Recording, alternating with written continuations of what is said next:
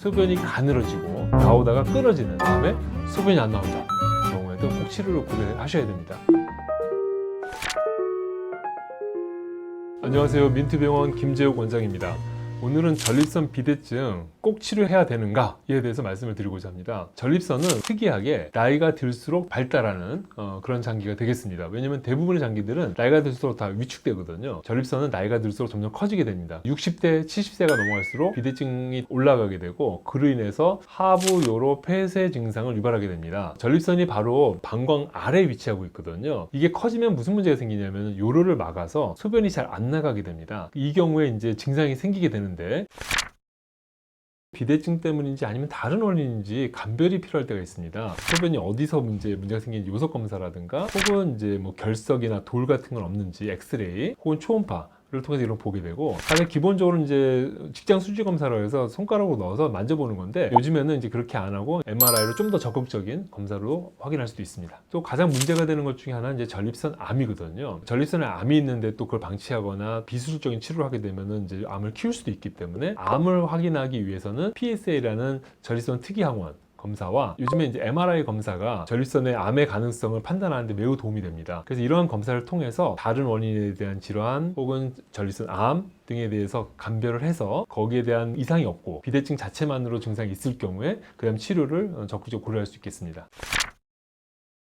자, 그래서 전립선 비대증이 있다고 해서 치료하는 게 아니고 하부 요로 폐쇄 증상이 있을 경우에 치료를 고려하게 되고, 하부 요로 폐쇄 증상이라고 하면 첫 번째는 세뇨, 소변이 가늘어지고 나오다가 끊어지는 단전료, 두 가지 증상이 이제 가장 중요하겠고, 그렇게 돼서 잔뇨가 남게 됩니다. 잔뇨가 남으면 방광이 차는 시간이 빨라지기 때문에 빈뇨가 생깁니다. 그래서 낮에 빈뇨 때문에 힘들고 이 빈뇨가 밤에 되면 야뇨 증상이 생기거든요. 증상이 생긴 것 중에 가장 힘들어 하시는 것 중에 하나가 급성 폐쇄입니다. 어느 날 갑자기 뭐 저녁에 친구들하고 재밌게 즐겁게 한잔하고 밤에 들어갔는데 밤에 소변이 안 나온다. 이게 이제 반복될 수가 있거든요.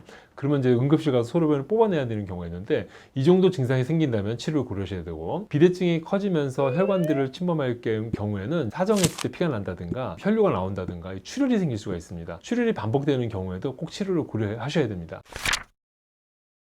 증상이 심해지는 경우 1차적으로는 약물 치료를 먼저 하게 됩니다. 방광을 넓혀주는, 남성 호르몬을 억제해서 전립선을 줄여주는 약물 치료로 증상을 오늘 완화시키는 게 좋은데, 약물 치료를 해도 효과가 없거나 혹은 약물 치료로 인해서 생기는 부작용 때문에 너무 힘들거나, 이때는 이제 치료로 넘어가게 됩니다. 수술적 치료와 비수술적 치료로 나눌 수가 있습니다. 수술적 치료는 가장 많이 하고 있는 방법들은 이제 경요도 절제술이죠. 아무래도 수술적 치료가 효과는 제일 좋습니다. 하지만 문제는 역행성 사정이 생긴다든가, 가장 치명적인 거는 요실금이죠. 왜냐면 이제 너무 소변이 잘 나오게 만들었는데 반대로 괄약근 기능이 안 돼서 소변이 샌다든가 뭐 이런 부분 때문에 사실 부담을 갖고 있는 경우가 사실입니다. 효과는 좋지만 부작용도 부담이 되는, 그래서 최근에 나온 방법들이 이제 비수술적인 방법이 나오고 있는데, 유로리프트, 결찰술이라고 하죠. 결찰술의 경우는 아직 국내에서 보험 적용이 되고 있지 않습니다. 쉽게 이해하시면 보험 적용이 된 시술일수록 인정받은 시술이라고 보시면 됩니다. 그만큼 아직은 나라에서 커버할 정도의 효과는 입증되지 않았다고 보시면 되겠습니다.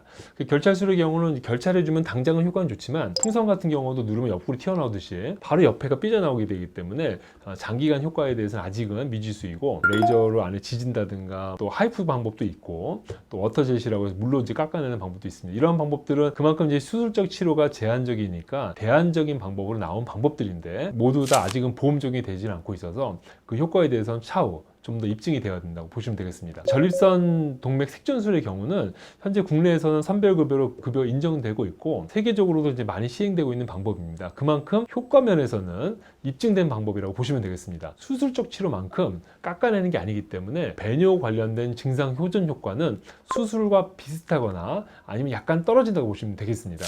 하지만 수술로 생길 수 있는 역행성 사정, 출혈, 또 요실금, 아니면 성기능 발기 문제, 이런 게 없습니다. 그렇기 때문에 그런 부작용이 적으면서 수술보다 비슷한 배뇨의 효과를 주는 충분히 입증된 방법이라서 매우 안전한 치료 방법이라고 할 수 있겠습니다. 약물 치료로 더 이상 효과를 못 보거나 아니면 이제 약물에 대한 부작용이 심하신 분들, 급성 폐쇄가 반복되는 분들, 반대로 수술하기 너무 어려울 정도로 전립선이 큰 경우, 그런 분들한테는 전립선 동맥 색전술이 매우 효과적이고 안전한 방법이라고 할 수 있겠습니다. 자, 오늘 여러 가지 이제 전립선 비대증을 치료해야 되는 경우와 치료 방법들에 대해서 간단히 말씀드렸는데, 증상이 있고 치료를 고려하시는 분들한테 많은 도움이 되었으면 좋겠습니다.